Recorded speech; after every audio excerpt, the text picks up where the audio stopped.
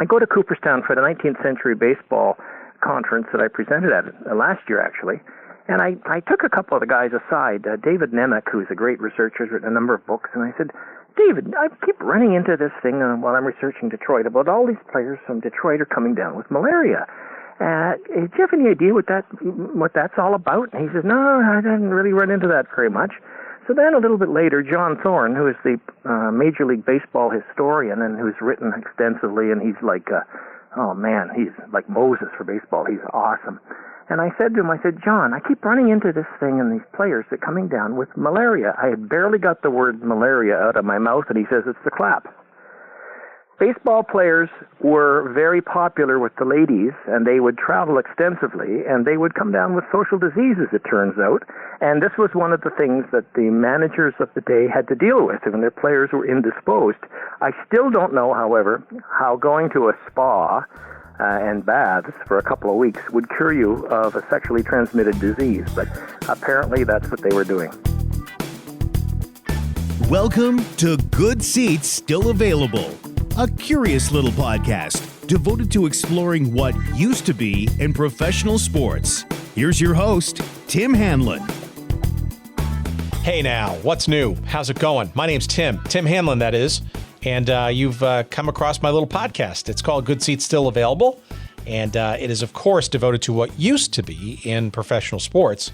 And I thank you so much for finding us and downloading us and giving us a listen. And if you've come back from a previous listen, I especially and doubly and super duper appreciate it as well. Today we are honoring the fact that pitchers and catchers have been spotted in their respective training camps in Florida and Arizona. And it's a good opportunity, a good excuse to start thinking about baseball once again. And baseball has a rich and varied history. Sometimes we're going to go back to things that are a little bit more recent, but we're also going to go back to things that frankly, are not so recent and a bit more historical in presence. But again, as with everything that we discuss here on this little show, it all adds up to rich and interesting stories, and a lot of which today's sort of modern sports successes are built upon. And today we are joined by our guest, Chip Martin, who has a really cool little book about a team that basically was the first professional baseball club to play in the city of Detroit. Most people think that the Tigers were the sort of originators of pro baseball in the Motor City. And of course, that is not true, as our guest, Chip Martin, will tell us. And the team, of course, or maybe not known to most, was called the Detroit Wolverines. And in 1881, May 2nd of 1881 for that matter, the first ever Major League Baseball game in Detroit was played. And it was these Detroit Wolverines playing the team from Buffalo. And there's a plaque still there where the old recreation park used to stand. And it's a very interesting conversation and story. You're going to find some very fun and somewhat ribald stories in the telling of the Wolverines' history. You have some very interesting characters for sure. And certainly, as we've talked about with our friend Bill Rysick on the predecessor to the National League, the National Association, roguishness was certainly very common at that time. Baseball players certainly enjoyed their lifestyle, shall we say, and we'll hear a few more interesting anecdotes as to what we mean by that, especially when it comes to this Detroit team. Nicknames, crazy nicknames of all kinds, some of them not necessarily the most flattering. And yes, for you Pretzels Getzon fans out there, we will be talking about the legendary curveball thrower that was on the Detroit Wolverines and probably had the best name on the team, nickname-wise, that being Pretzels Getzon. An interesting story there, among many others, with our guest, Chip Martin, and a discussion about the Detroit Wolverines of the National League of the late 1800s, coming up in just a couple of seconds. Let us see. We are again sponsored by our friends at sportshistorycollectibles.com. And again, you've got to go to sportshistorycollectibles.com. That is the place to find all of your treasure troves of sports memorabilia, whether that be buttons or pennants and programs and media guides and baseball and other trading cards. And it's a rich tapestry of stuff that you're going to lose a lot of time and a lot of minutes on the site just gazing But hopefully you'll also be convinced that some of those items that you'll find on sportshistorycollectibles.com will be worth owning for yourself. And should you make that determination, of course, we want to help. And of course, by using the promo code GOODSEATS at checkout, we will help by giving you 15% off your purchases. So no better excuse to give the site and a couple of shekels to sportshistorycollectibles.com. Use that promo code GOODSEATS. Save yourself 15% off of your purchases, and you'll enjoy the experience as well. And we love the idea of sportshistorycollectibles.com. We love our friend Dean Mitchell for introducing us to it, and what a kindred soul he and that site is to whatever ridiculousness that we're pursuing here on this little podcast. And we encourage you to visit early and visit often. sportshistorycollectibles.com. Don't forget that promo code GOODSEATS at checkout. And of course, we also want to remind you about Audible, our friends in the world of audiobooks. And there's so many cool things, so many great stories to be heard and listened to. Sometimes you just don't feel like reading.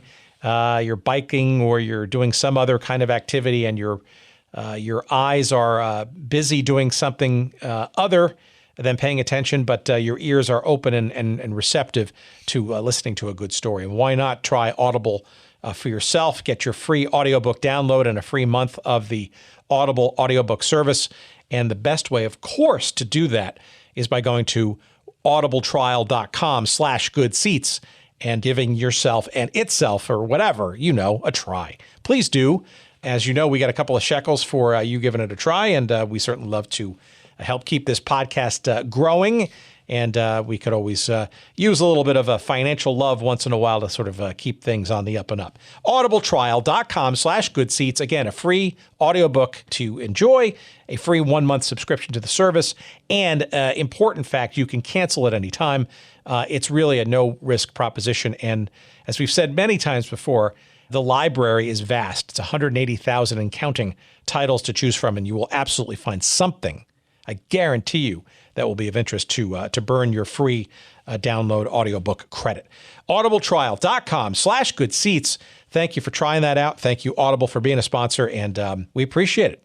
All right, so let us get into the sport of baseball circa the late 1880s or so. And we're going to go to the Motor City. It wasn't the Motor City at that time just yet, but the team is called the Detroit Wolverines, and a very crazy cast of characters and some interesting stories about that team with our guest, Chip Martin. Please enjoy.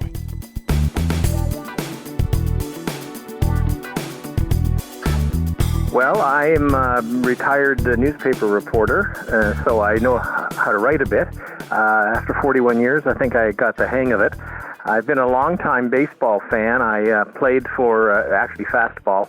I played for my soft pitch for my town when I was growing up.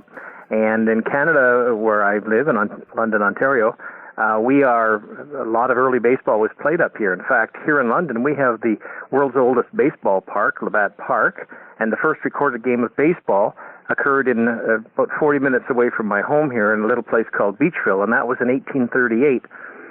So with all that and being a baseball fan, I like hockey, but I really like baseball. And I saw Ken Burns' documentary back in the early 1990s about baseball. And I have to be honest, I was a little offended when toward the end of his series he said, and now baseball is truly international, that the Blue Jays have won the World Series.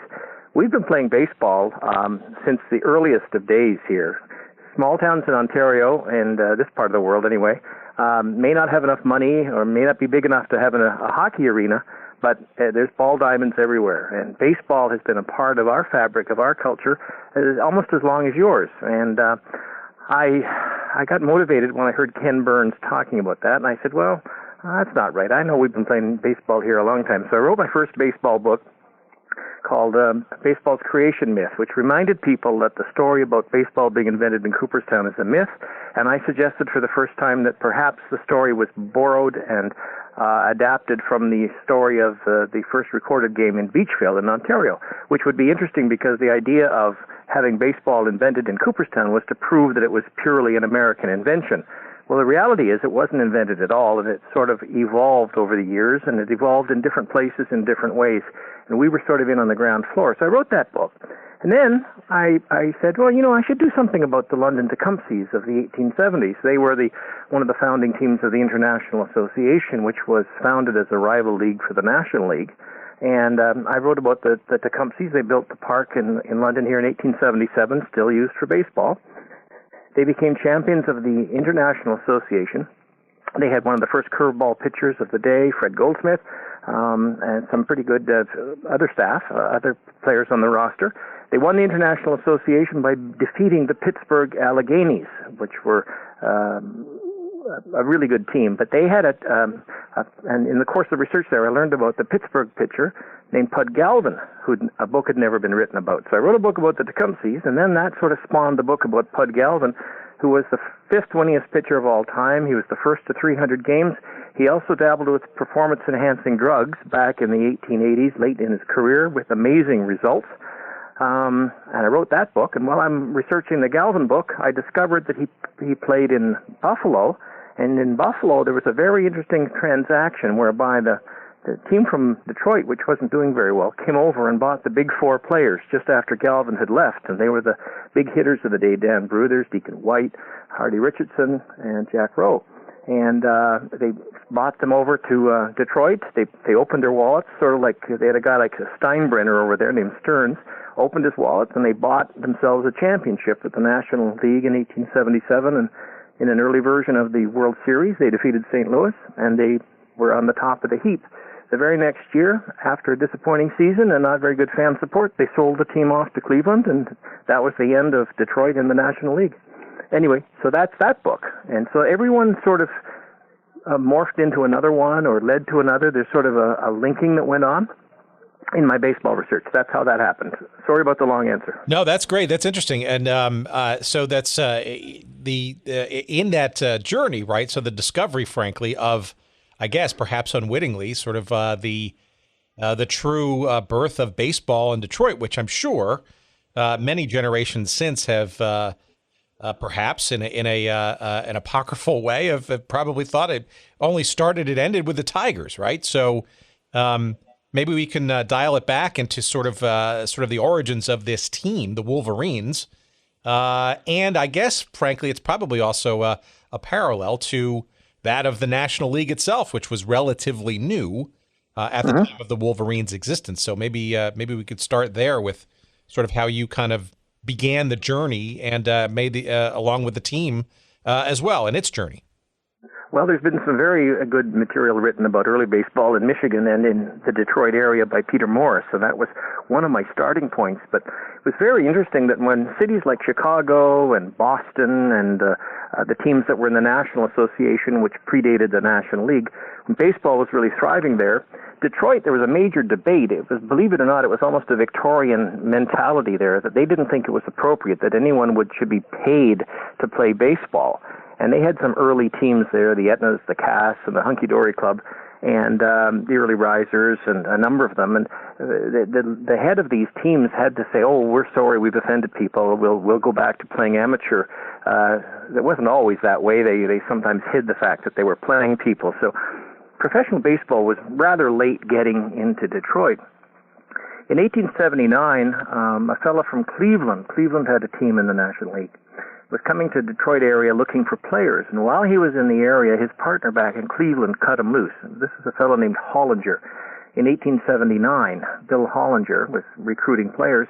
He was cut loose by his partner. So he said, well, I'm in Detroit. Detroit doesn't have a team. It's a good-sized city. Let's see if we can get a team going here. Well, he bumped into a bunch of capitalists in Detroit that were just creating something called Recreation Park, which was a horse racing venue, but also had skating rink and gymnasium and other sporting things. And the people behind what's called Recreation Park thought, gee, a ball team would be a perfect addition to this. So they encouraged Hollinger. Hollinger played his games in brand new Recreation Park, which was considered one of the most beautiful ballparks in all of North America. I think it was Harry Wright or George Wright remarked on that when they were in with Boston. It's a beautiful park, and but the problem was they were not a league team. They were an independent team, and they had to rely on arranging games with professional teams, many of whom were in their own leagues. They had to play barnstorming operations, and they went all around in in Michigan looking for games. Bottom line is, it was a professional team. They didn't have enough revenue coming in, and they disbanded. I think it was by August of 1879. And so professional baseball didn't even last a full season the very first time. A couple of years later, a new mayor in Detroit, a guy named William Thompson, he said, he was well connected with some of the rich families in Recreation Park and in Detroit. He says, we should get a baseball team here. We're big enough, and I'm going to apply for it. He applied for it on letterhead of the mayor's office of the city of Detroit, and he had a little help from Spalding over in Chicago and encouragement there as well. Anyway, he applied for membership in the league on letterhead of the mayor's office and was permitted a team in Detroit. Began in 1881. Well, the mayor ran it out of his office. In fact, if you look in the Spalding guides, they say, what's the address of the team? Well, it's the mayor's office, City of Detroit. And the mayor was in office for 3 or 4 years, and finally he got a little fed up. He felt that the ball players were dishonest, that you sign a contract with them, they wouldn't keep their word, they'd play one team off another to improve their pay packet, they were carousers, drinkers, womanizers. He just got tired of dealing with them. So eventually a fellow who was a guy named Frederick Stearns, who was the head of a big pharmaceutical company in Detroit, he said, I'm going to get involved in this. We need a winner in Detroit. He'd played back at University of Michigan in the 1870s and loved baseball and said, we're going to bring a winning team to this city. Well, Fred Stearns opened his wallet, and even though the National League was clamping down on player salaries, he had all these personal service contracts with players in order to pay them above the going rate. And at one point, and this is one of the most fascinating things about the whole story of the Detroit Wolverines, Indianapolis came to Detroit trying to buy the team because it wasn't doing very well by 1884. They were, I think, last or just about last in the league. And Indianapolis was in the Western League, and that league was a little shaky, and the team had some money. And the guy who was the manager of it was a Canadian lad named Bill Watkins, came to Detroit, tried to buy the team. Well, the team didn't want to sell, and in fact, they bought Watkins, and they bought the Indianapolis franchise. First time a franchise had been bought in National League history, which caused a little consternation. Back then, when you left one team before you signed with another, there was like a 10-day grace period that, so other people could find you and maybe track you down and maybe sign you to a contract. Well, the Wolverines and Mr. Stearns and the manager said, well, we got to do something here. If we don't, do something, we're going to lose all these players. We've just bought the franchise. So they sent them on a cruise, 10 days on a body of water, and depending on who you listen to, it was either Lake Michigan, Lake St. Clair, although it was a little small, Lake Erie, or Lake Ontario. And for 10 days, the players were basically kidnapped. They were put on this ship, was not allowed to go within sight of land. They were given all the great food and drink, and they were even given cards to play and chips to play poker with. They were treated like royalty. At the end of the 10 days, the players were all brought back to Detroit by the captain, and there waiting at the dock was the manager, and he signed them all to contracts.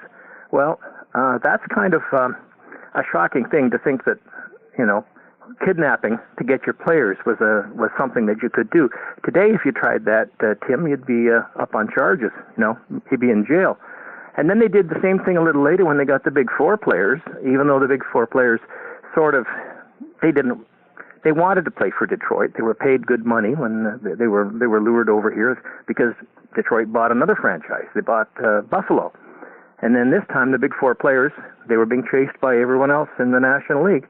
They, in fact, went up to a hunting lodge on Lake St. Clair that was owned by one of the directors of the Detroit club. And they hid out for 10 or 12 days in order to stay away from other teams that were trying to track them down. Ultimately, the National League said, yeah, okay, you can have them. So by hook or by crook, this guy Stearns, who was sort of like an old-time George Steinbrenner who wanted to do anything to win, basically got his way, got his players, and bought himself a championship. Well, so this is interesting, right? Because and we did talk about it a little bit of this with our previous guest in episode 33, Bill Rysick, who wrote the book Blackguards and Red Stockings, which is yes, he's a great guy, and that's a terrific book, and was one of my research books. Yep. Yeah, and the idea of the National Association, which obviously preceded the National League, but we did sort of get into some of the beginnings or the ramblings of or the rumblings, I should say, of I guess this sort of somewhat inelegant and incongruent evolution from more of an amateur pursuit into something approaching what I guess we would, in retrospect, look as the professionalization of the game, right? And it feels to me like some of these stories that you're talking about are some kind of rough, inelegant ways, I guess, of how maybe some of those moves towards professionalism, quote unquote. It was a learning curve for everyone, I think, Tim. Right, and I guess too. I guess the maybe it's also helpful. And we'll get into Stearns and some other things in a second, but maybe it's also helpful maybe to put this in context because I get the sense, right? And I'm not an historian. I'm not a SABR member. I just play one on television, right? But the idea of professionalism wasn't necessarily looked upon as either a wanted thing by a certain segment of the baseball populace, nor per se a positive development in certain circles. Is that correct? Well, absolutely. And some families were so opposed to their kids, their young men going in to play professional baseball. An awful lot of them took took names of somebody else in order to play the game because the families were so embarrassed that their young men that should be, in the case of Fred Goldsmith that pitched here in London, his father wanted him to go in the printing business. Now, he didn't change his name, and eventually the father, after, being estranged from him for a number of years, by the time Fred played in Chicago in the early 1880s, they finally brought his dad up from New Haven, Connecticut, introduced him on the field, and he finally accepted the fact that his son did pretty well in playing baseball, and it was a decent living. There were a number of players that, if you go back and do the research, the parents, the family was just so opposed to them getting involved in baseball. It was considered a very low-level occupation. It was too much money for just playing games. And baseball players also were great drinkers, party animals, skirt chasers, and the like. And, it was not exactly a glamorous occupation back then. Yes, they were paid more than the average working man in a number of cases. A player might be paid $2,000 a year back in the 1870s, 1880s, where the average working man might be making $300 a year. So it was maybe 10 times, maybe as much as 10 times more than the average worker would be earning, but it wasn't considered a very good calling by many, many people. So so that's interesting too, because basically, I think, in other words, we're kind of dancing around this idea, really, of the beginnings of a business model around this sport. And oh yeah, and the National League struggled to make money from baseball for the first number of years. They didn't get it right. The American Association came up in 1882, and from day one, the American Association made money. Teams like Cincinnati, they made money because they allowed play on Sundays, and they allowed the sale of alcohol, beer and alcohol, in their parks. The National League owners, it was a very small group of men, capitalists, 6 or 8, depending on which year and how many teams were in, but they just decreed that they didn't want women, they didn't want alcohol or playing on Sundays in the ballpark. They wanted women to come out. They wanted it to be a family thing. They didn't want to have degenerates and beer drinking and rowdyism and all that sort of stuff. Consequently, without Sunday play back then, people worked 6 days a week, 10 hours or 12 hours a day. The only day of rest they had was Sunday. They'd go to church, and then they'd look for something to do. The American Association realized, and in many of their cities, there are a lot of German-speaking people who like to have a beer with their recreation, and those were very profitable cities. The National League struggled and struggled and struggled for years to get any sort of profitability. That's why at the time of Detroit, and Detroit got on the wrong side of the National League, that's why at the time of Detroit they were putting a cap on salaries in order to make the business model work so that they'd have some money at the end of the day. And Detroit didn't play by that game, and because Detroit didn't play by that game, the National League penalized them and changed the gate splitting arrangements so that they didn't make Detroit drew well on the road. Actually, they drew better on the road than they did at home. And so by changing the gate sharing from a third of the revenue at a park, they'd give $150, and that really was one of the reasons that led to the demise of Detroit. Well, let's talk about that for a second, right? So before we sort of get into a little bit more specifically into the Wolverines, maybe a little bit of a tiny bit of the background as to what made Detroit different by comparison to the rest, because it seems to me that as the sort of shall we say civically oriented community venture, I guess of baseball teams became more of a business model and a businessman oriented endeavor. Yep. You had a number of approaches to not only revenue, as you mentioned with the American Association, but also in terms of keeping costs down. And I think that to me, one of the interesting things that sort of came out of my research about this is that the seeds of what we certainly saw in many, many decades down the road in labor strife with this idea of a reserve system, right? Seemed to be almost like a major tenet of this business model to keep costs in line, to keep talent within the fold, and to maybe restrict or restrain unbridled, shall we say, raiding of talent from the earliest days back in the early, 1890s, right?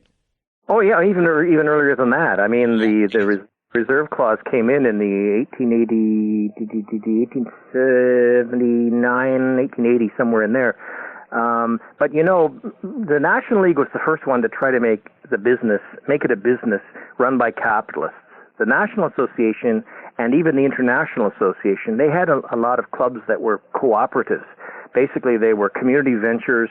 You split the proceeds at the end of the day and hoped you made some money, including the players. So it was something that was good for community spirit. I mean, a lot of competition, putting towns on the map, that sort of thing.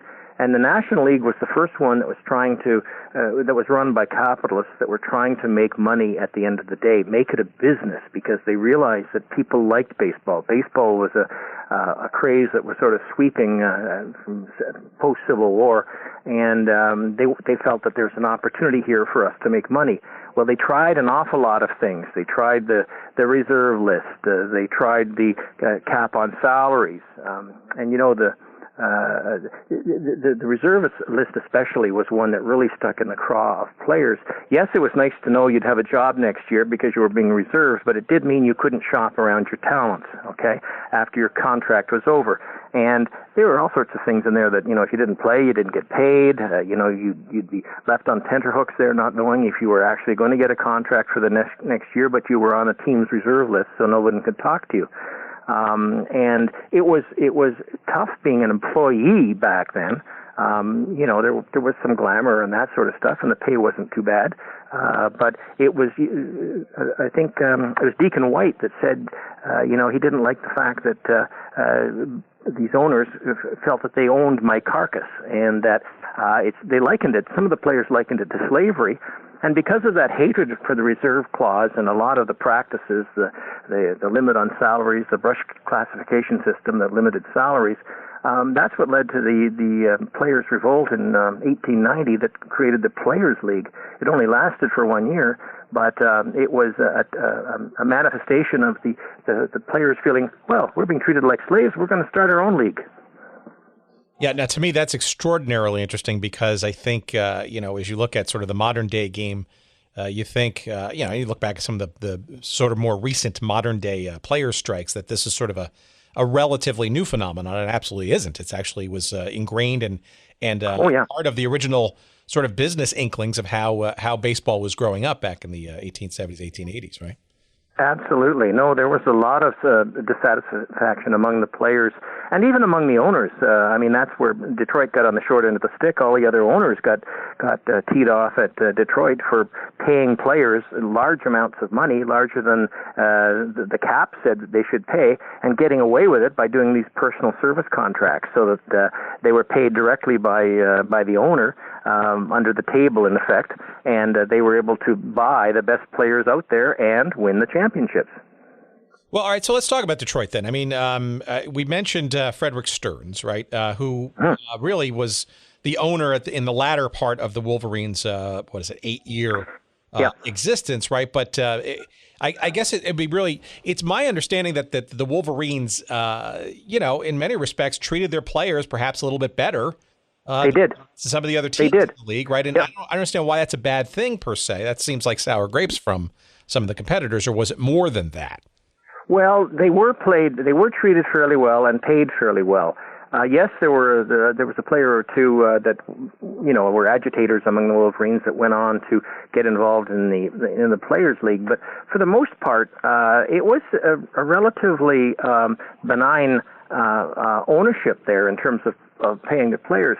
There was a guy down owner in Boston named Soden, who was absolutely hated by his players. He was as tight as they come. He wouldn't spend a nickel if he could avoid it.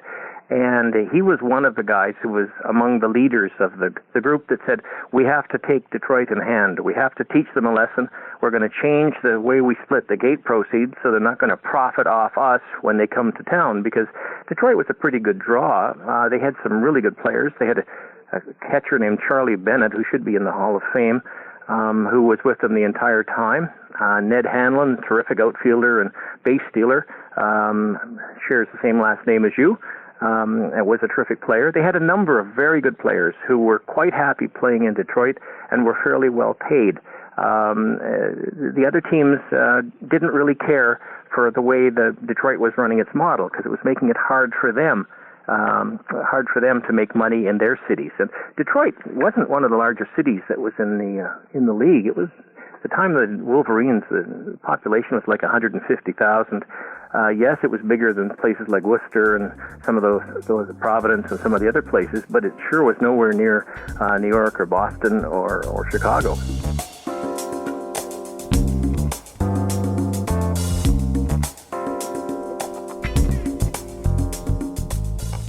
All right, just when it was getting interesting, let's bring this to a grinding halt, shall we?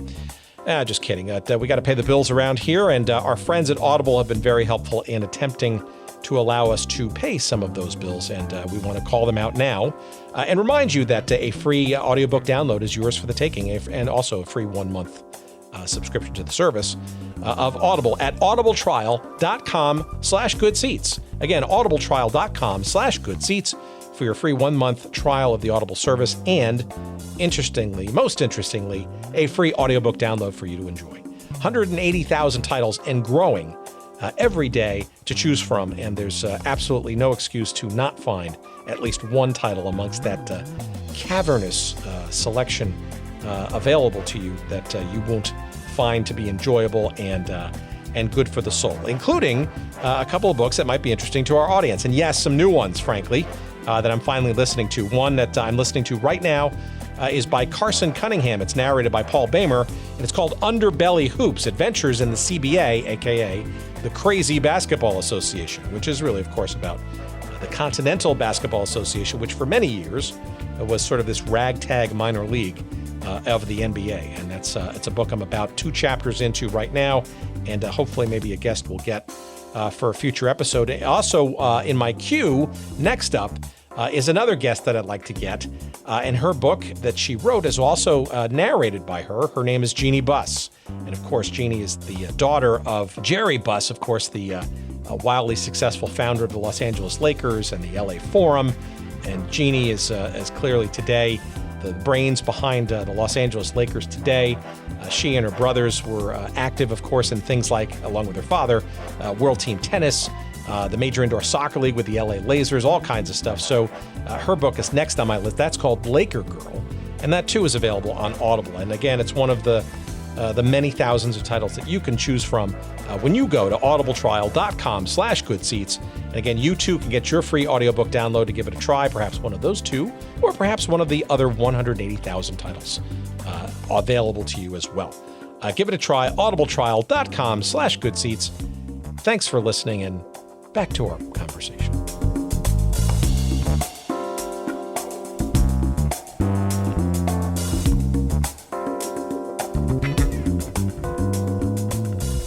Yeah, so I guess it's really important to put a push pin into this part of it, right? Because the history of Detroit, right? I think everybody sort of looks at it as, as tied intrinsically to the rise of the automobile in the early 1900s and then some. But back then, prior to the turn of the century, this city was indeed larger than sort of most hamlets in the U.S., right? But not necessarily. And you mentioned it before, they were a little late, Detroit was. Yeah, it was. It was. Yeah. Detroit was a very different city than we see today. It was smaller.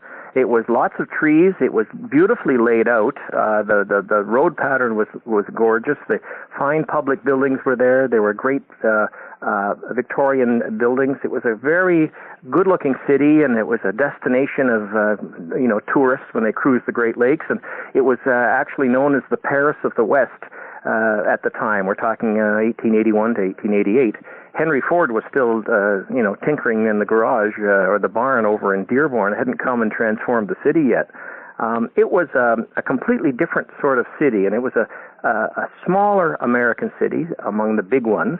And they wanted to sort of get a little piece of the action and get a little bit known, and they wanted to rub shoulders with the big players like Chicago and Boston, and they were determined to make their way. And in fact, because of this guy Stearns, who I liken to a sort of a George Steinbrenner type, he wanted a winner, and he did what was necessary, including kidnapping and paying more than the going rate for players, to bring a winner to Detroit, and he succeeded.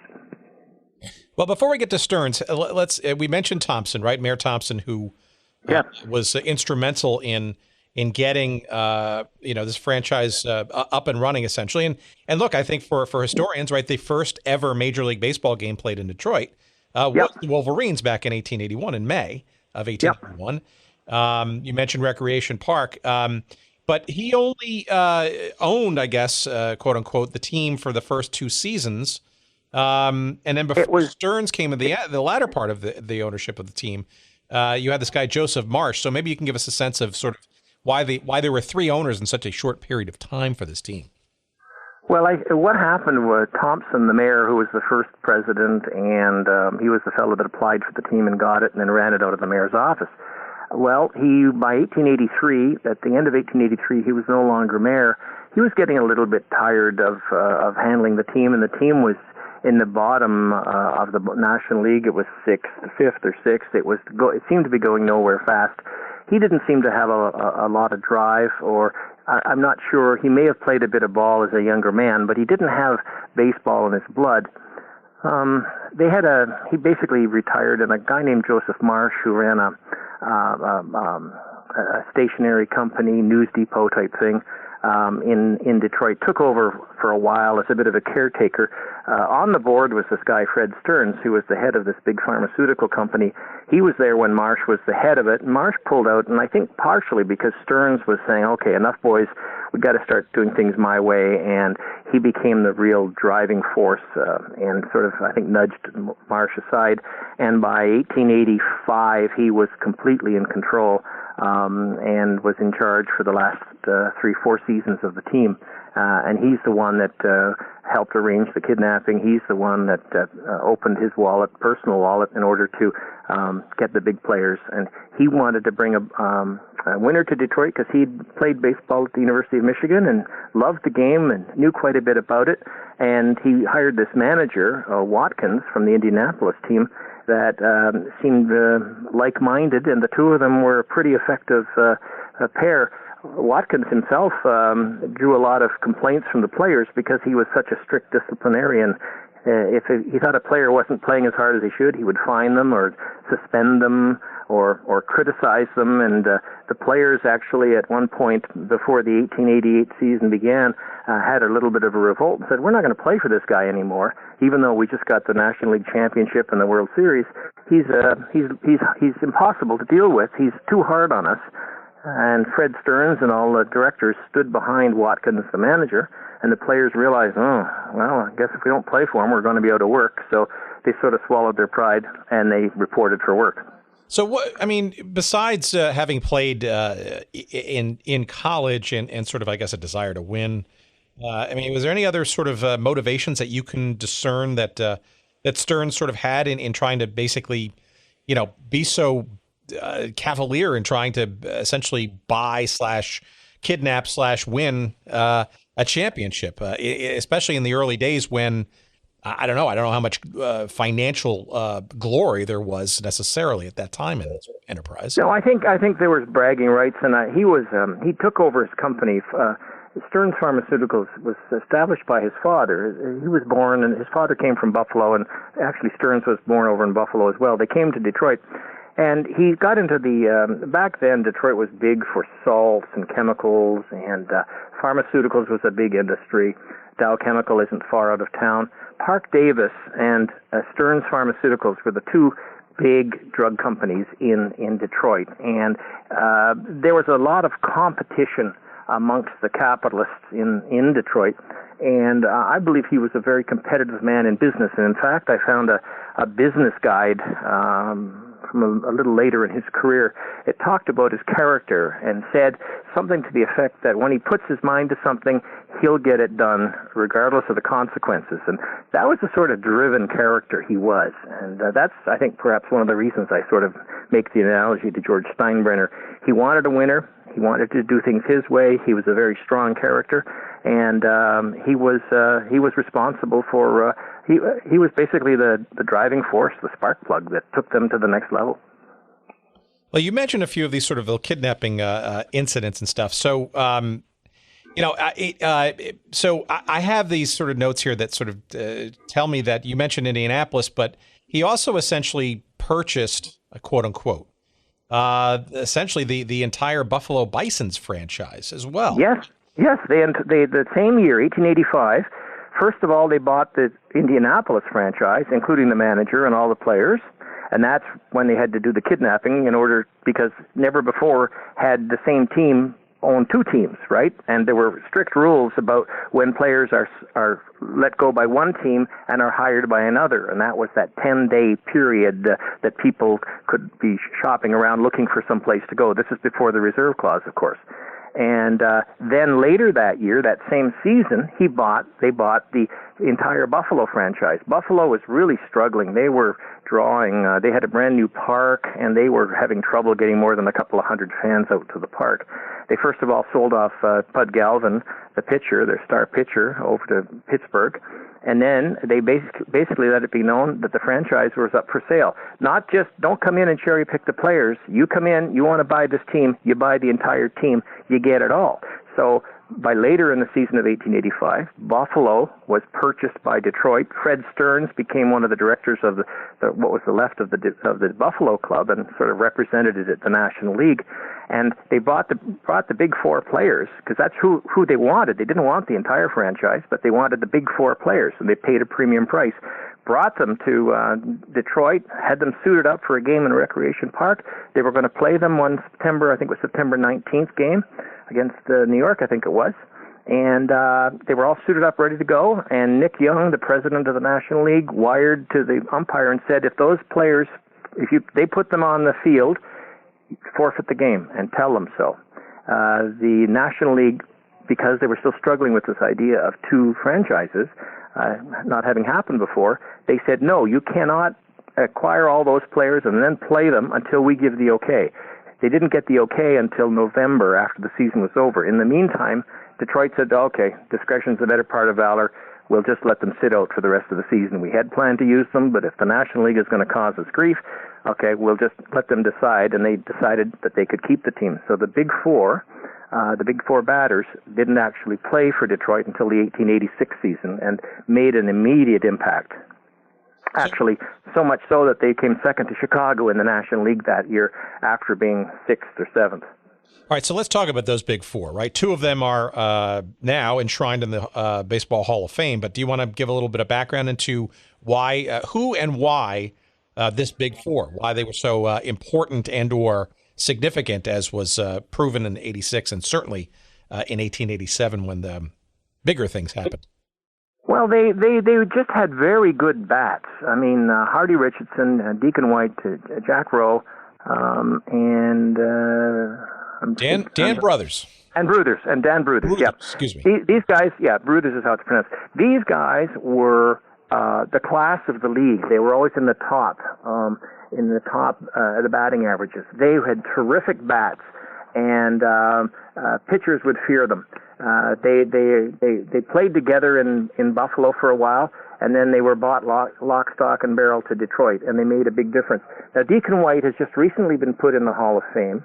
Trying to think, there's three of the four are in the Hall of Fame now.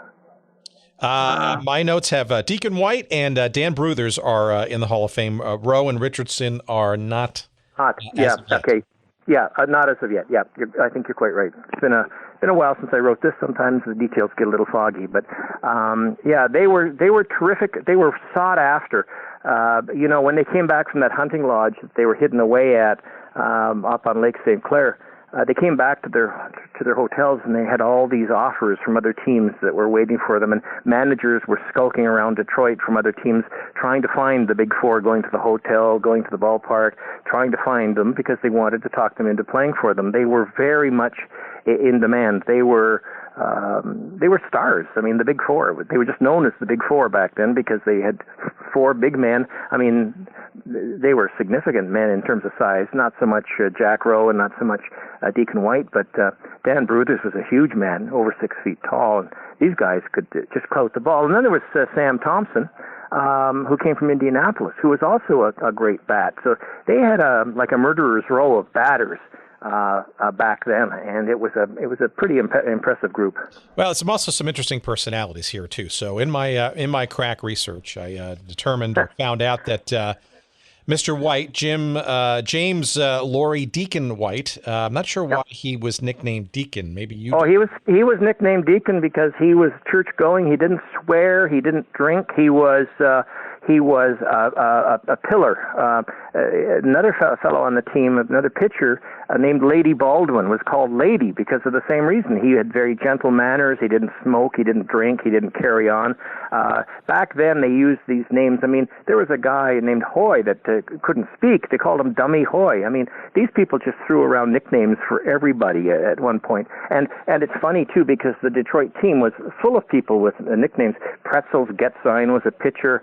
Stump Weedman was a pitcher. You had Lady, you had Deacon, you had all these names. It's part of the culture of the ball teams way back then. Everybody seemed to have a nickname. All right, let our completists note that Pretzels Getzine. That's our first Pretzels Getzine reference on here on the show, and it only took us about 49, 50 episodes to get to that. Just that name alone is worthwhile pursuing its own show, I think, and I will absolutely make a note to do that. But Pretzels, you know how Pretzels got his name? I have no idea. I don't know who the guy was. Go ahead. Okay, well, it was said he was one of the top pitchers for Detroit. Pretzels Getzine. He was actually born, I think, in Germany, and Getzine was an anglicization of a German name, and it's I-E-N, not E-I-N at the end. G-E-T-Z, you say, I-E-N. He they called him Pretzels because he could turn pitchers into pretzels, trying to connect with the ball. He had so much stuff on the ball. The batters would sort of turn themselves inside out or into pretzels in order to try to connect with the ball. I love this. This is great. Pretzels. I love it. Okay, now we have to make a note to see if we can find some photos of the great pretzels in action. But you could probably do a piece just on great nicknames. I mean, Lady, Deacon, Pretzels, Stump. Oh, there's Fatty. Fatty Bridie was the catcher. I mean, Fatty. Could you imagine today calling a player by a descriptive name? You know, Baldy or Fatty or Ugly. That's hilarious. Well, the one thing that stuck out for me, besides White's nickname, and see if I have this right, according to some historical accounts, White believed that the Earth was flat. And apparently he was he tried very hard to convince his teammates that we were living on a flat plane and not in a globe structure. And apparently they ridiculed him for that. But you got to imagine what the clubhouse was like during this time when, you got some downtime, you'd be waiting at a rain delay or something, or you're traveling between teams, between the cities, and Hey, what's going on, Deacon? Well, I don't know. This has taken a long time. You know why? Because the world is flat. That's right. Can't imagine. That's right. Can't imagine what these conversations were like. Well, he was very, very religious, hence the name Deacon. It may have been part of his religious belief,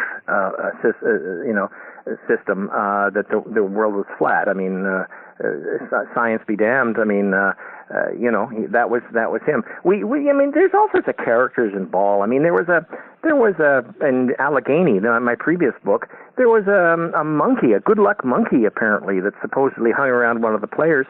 And apparently, at one point, he was considered such good luck, but apparently the monkey died, and the players got into a little bit of monkey business and actually made sure they buried him near home plate at the home park in order to keep the good luck going. I mean, there's all sorts of great stories about the early days of baseball. Real characters of the players, weird belief systems, weird practices.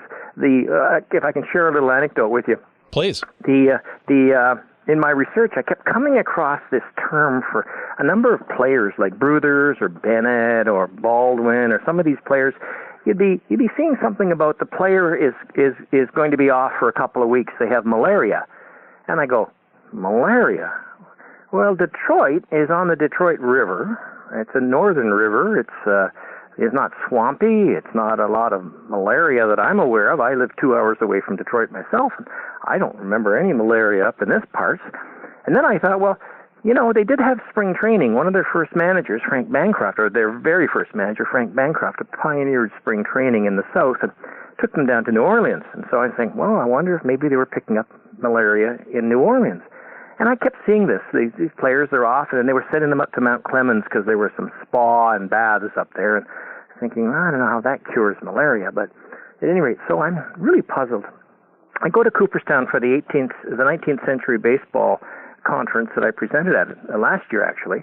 And I took a couple of the guys aside. David Nemec, who's a great researcher, has written a number of books. And I said, David, I keep running into this thing while I'm researching Detroit about all these players from Detroit are coming down with malaria. Do you have any idea what that's all about? And he says, no, I didn't really run into that very much.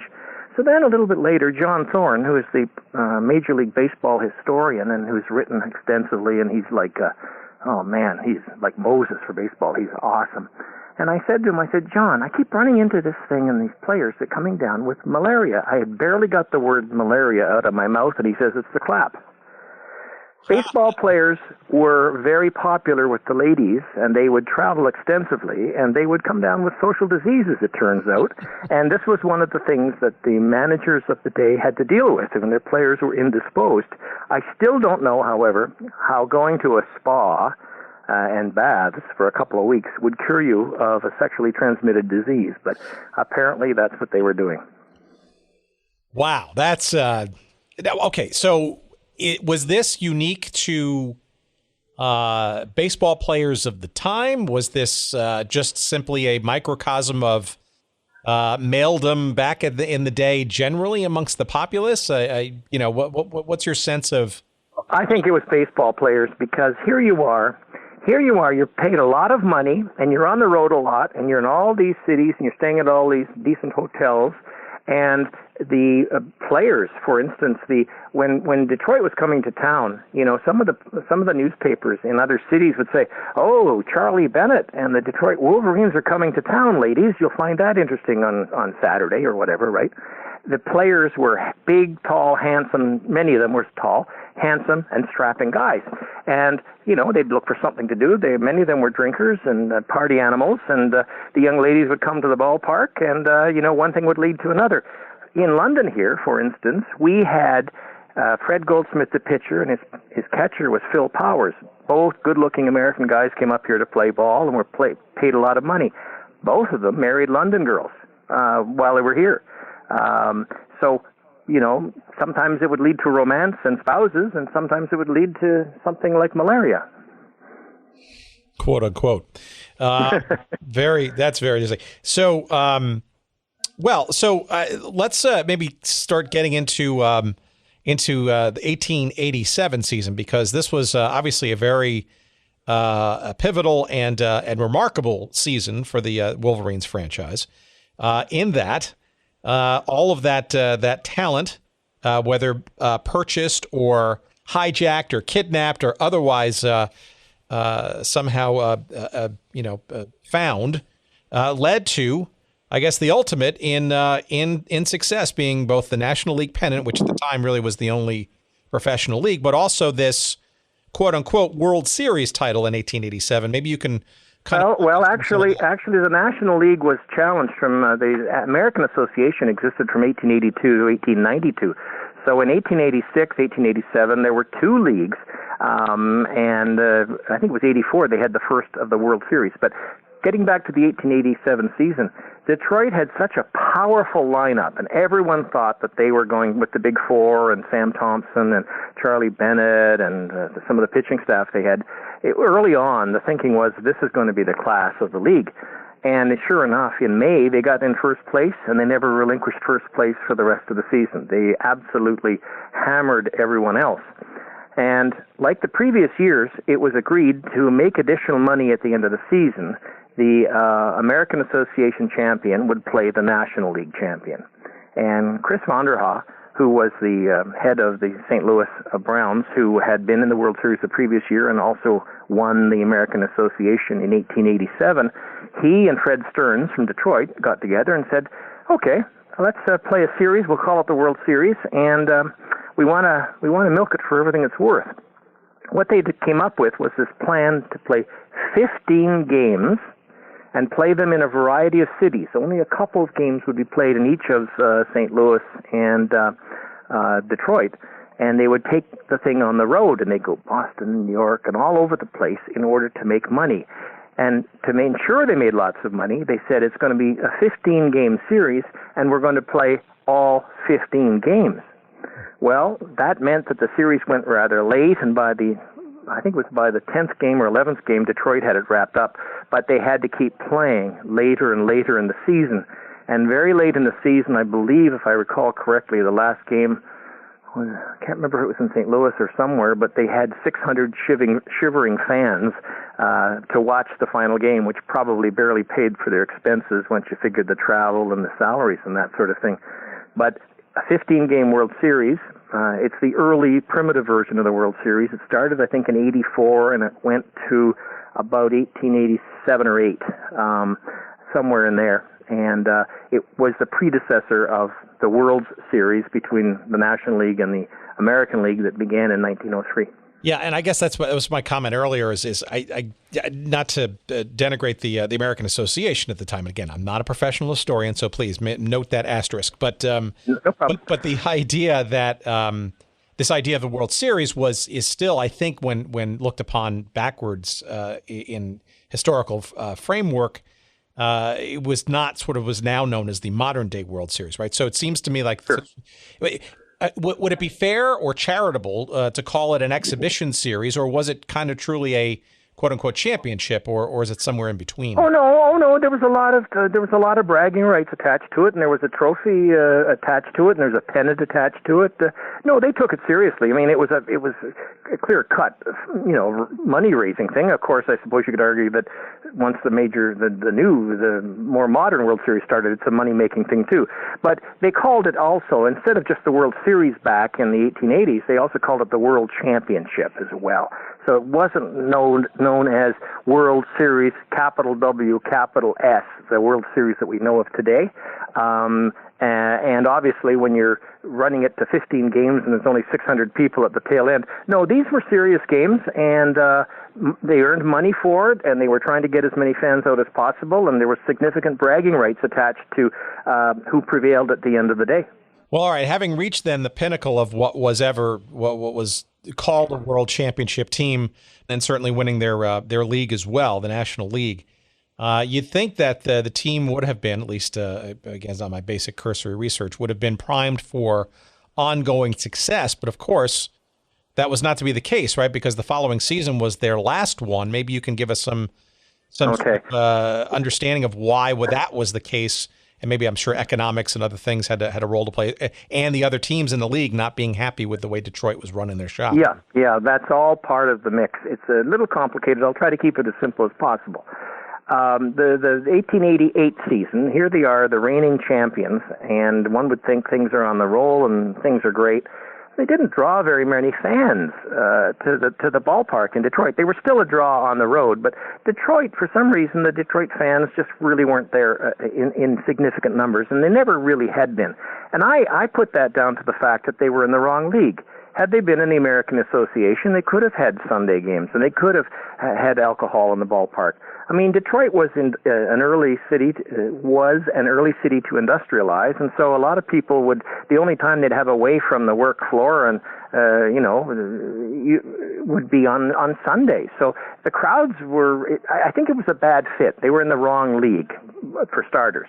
Secondly, the punitive gate-sharing arrangements that the other owners had put on Detroit also hurt their bottom line, because they were getting most of their money from the road trips. They were big draws. They were getting significant crowds, 20,000 or something like that in some of the big cities. And Chicago was always a big draw. Even when Chicago came to Detroit, it was their best crowds. So there was a real good rivalry between Detroit and Chicago. And it was Chicago, Spalding over in Chicago, that decided that I'm not going to penalize them with the $150 gate. I'm going to let them continue to get 30% when they come and visit us. So it was Spalding that helped Detroit get through and was a big friend at the end. I think he may have been worried that they might jump to the American Association, and at one point, when they were being threatened by the other owners, the Detroit had threatened themselves to jump to the other league. At any rate, the fans weren't there. The money wasn't there. There was a lot of dissension on the team. The team was fighting with the manager. The manager was fighting with the team. He gave Pretzel Getzine, he fined him $100, which was a lot of money back then, for back talk. Talking back to the manager. When he didn't think somebody legged it out hard enough to get to the next base, he'd fine them $100. He was becoming quite disliked by the players, and the injuries, there were a number of injuries. The team was not doing very well. Partway through the season, the manager says, okay, I'm out of here. I can't take this anymore. And at the end of the season, I think they finished fourth or something. I don't have it right handy, but they didn't do all that well for the reigning champions. And at the end of the season, the directors, Fred Stearns and his buddies, Fred had to take over his father's business right around then and was going to become very, very, very busy with the pharmaceutical business. So he decided, well, I'm going to have to pull out, and I guess the directors all got together, quite disappointed that they didn't get greater support in Detroit from the fans, and the directors got together and said, let's sell. They sold the franchise to Cleveland, and the players scattered to the winds, and Detroit was without a professional team for several years. It wasn't until 1894 that a guy named George Vanderbeck came along and put a team in the Western League, and he called it the Creams. They were going to be the cream of the league. He called them the Creams, and not long afterwards they changed the name to the Tigers, and not long after that the Western League became the American League, and eventually Detroit was a founding member of the American League and has been in the American League ever since. Right. I think a lot of people associate Detroit as an American League team, American League city, and it wasn't always that way. Why do you think it took that long of a period of time between the demise of the Wolverines and the arrival of the Tigers? Was it indeed the growth and the then sort of booming industrialization, courtesy of the auto industry, the budding auto industry, that made Detroit a more, shall we say, viable city because of its rapid growth at that point later? Well, by 1893-94, Detroit really wasn't buzzing as an auto city. It was just the early days of it. Things were just starting to get going. It wasn't really humming until as an auto city until after the turn of the century, and even by 1905 or 1910. I think there was a reluctance, given what had happened with the Wolverines, and seeing that they couldn't draw that well. I think there was a reluctance to go back into the National League. There was an attempt. Both Buffalo and Detroit tried to get back into the league in about 1891 or somewhere in there. And the National League owners said nope. They weren't a stayer, as they said. They weren't there for the long haul, so we don't want them back, either of them. I think that after a number of years, though, without a professional team, Detroit said, well, let's give it a shot. Let's have a go again. And that's where the Western League and the beginnings of the Tigers came from. So in your research, is there any sort of misunderstood or not appreciated legacy that the Wolverines sort of brought to bear during their brief existence in the late 1800s, or were they just more symptomatic or emblematic, I guess, of a wild and woolly maturation process of the move towards the professionalism of baseball generally? Yeah, they were a team playing professional league baseball at a time that the National League was still trying to get it right about how to run teams, how to make money. The rules were changing. I mean, the Detroit. Until 1884, you had to throw underhand. You couldn't throw overhand. And it wasn't until 1894 that the 60-foot 6-inch pitching distance was brought in. So it was the game itself was being modified on an almost annual basis. At one point, you had to have 7 or 8 balls to have a walk and 4 strikes for an out. Even early on, and just before Detroit started playing, you used to be able to catch it on the first bounce and still call it an out. So the game was evolving as a game. The business model was certainly evolving. Detroit was, from 1881 to 1888, when they existed, the Wolverines, they straddled a couple of interesting eras in baseball when it was going from a sort of a primitive game to a more business-like venture, and the rules were being refined. Stolen bases weren't counted until 1885, for instance. There were all sorts of little tweaks that were going on in the game. So if you want to know about an interesting time in baseball history, I think the story of the Detroit Wolverines sort of captures it.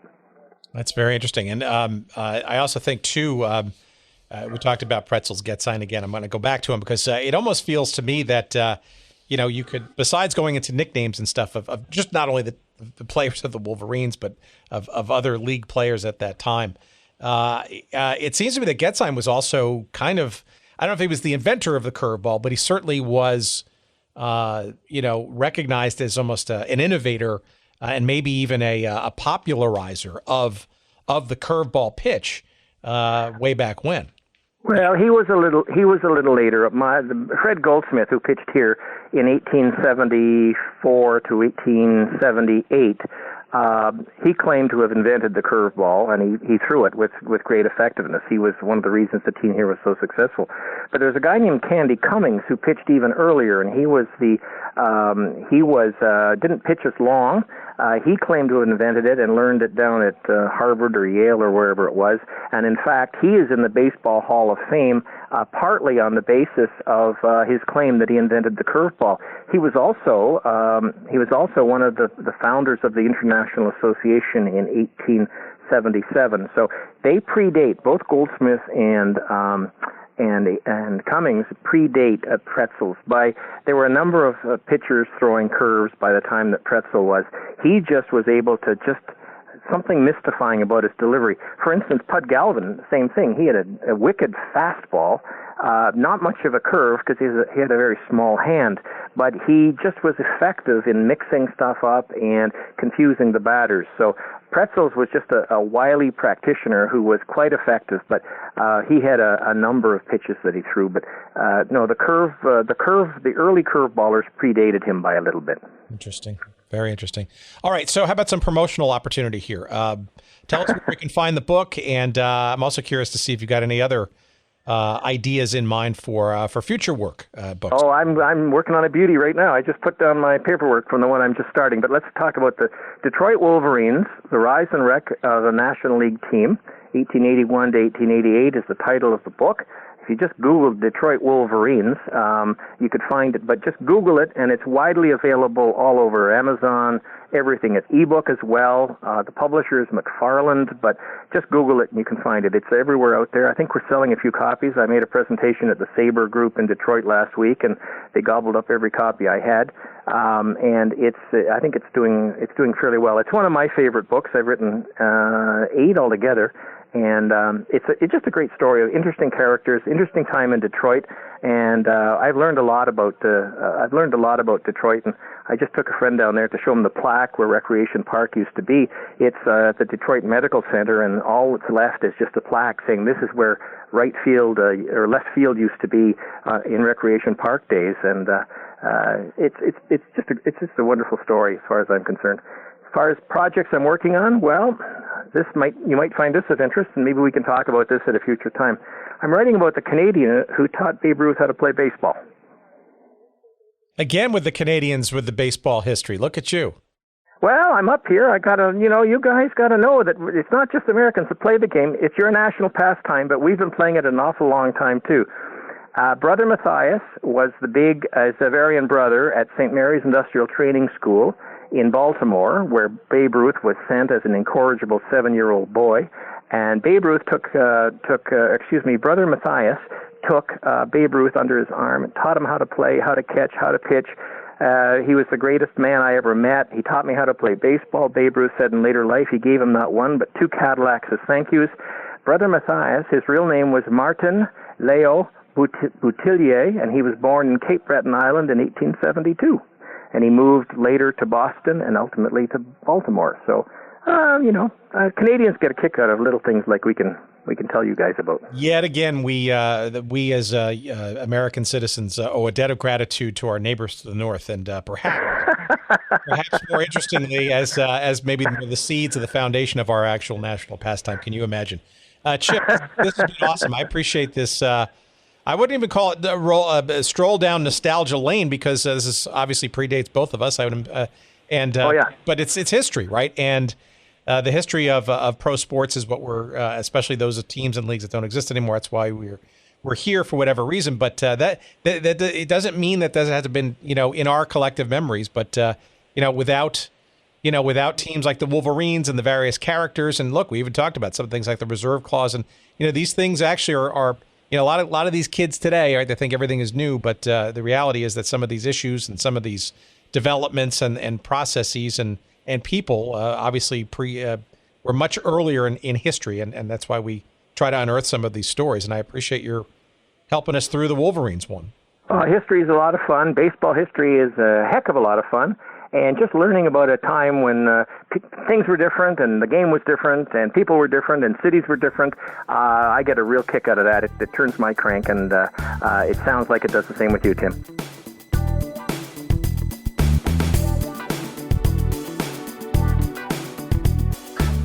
All right, interesting stuff from Chip. Thanks, Chip, for being part of our little showgram here. And everything old is new again, or everything new is, frankly, not new. It's a lot of these things are rooted in the past. And that's kind of why we explore some of these things. I mean, the origins of the reserve clause and the challenges to that, and the players sort of uniting to fight back on that stuff. The Wolverines were a part of that mix. This guy Fred Stearns, right, the last owner of the Wolverines, right? He basically was the George Steinbrenner of his time. Interesting to know that the roguishness of the adult male, especially in the sporting world, was not necessarily new or a modern scenario. It certainly was quite the thing back in the late 1800s, especially as a number of them came down with, quote unquote, malaria once in a while. I mean, what else? Some of these nicknames, my gosh, I agree with Chip. We might want to actually do an episode specifically focused on the wackiest nicknames, perhaps of certain eras. And again, if there isn't one now, perhaps we'll start one, and a fan club for the great Pretzels Getzine, who we might make some fun because of the name, but he was quite a prolific pitcher. He of the curveball extraordinaire, and depending on who you talk to and the legends attached to, was apparently a guy who could actually make the ball curve twice, hence sort of the pretzel sort of reference to his nickname. But the Detroit Wolverines, very interesting story. And again, the book is called The Detroit Wolverines, The Rise and Wreck of a National League Champion. It is published by our friends at McFarland. You can get it, as they say, wherever good books are found. And of course, you can find a link to it, and a great way to support the show by clicking and buying through that link in our episode 50 on our website, and that's at goodseatsstillavailable.com. And of course, that is also where you're going to find all the latest information about this little show, all the past episodes, all the past media and books and videos and all kinds of things that we mentioned and feature during our little escapades here. It's also where you'll be able to find where our social media links are and all the various feeds and where our players are. You can listen to and download and RSS and whatever you want to do to find our show. And again, on social media, please do follow us early and often. We love it when you do that, and we'd love to connect with you in those environments. Of course, at Twitter, that's at Good Seats Still. Again, at Good Seats Still on Twitter. You'll find us, of course, on Instagram, and that's Good Seats Still Available. And you'll find a Facebook page devoted to us as well. You can comment to us there. If you'd like to send us some email, make sure you go to our website, goodseatsstillavailable.com. You'll find a link to our email address there.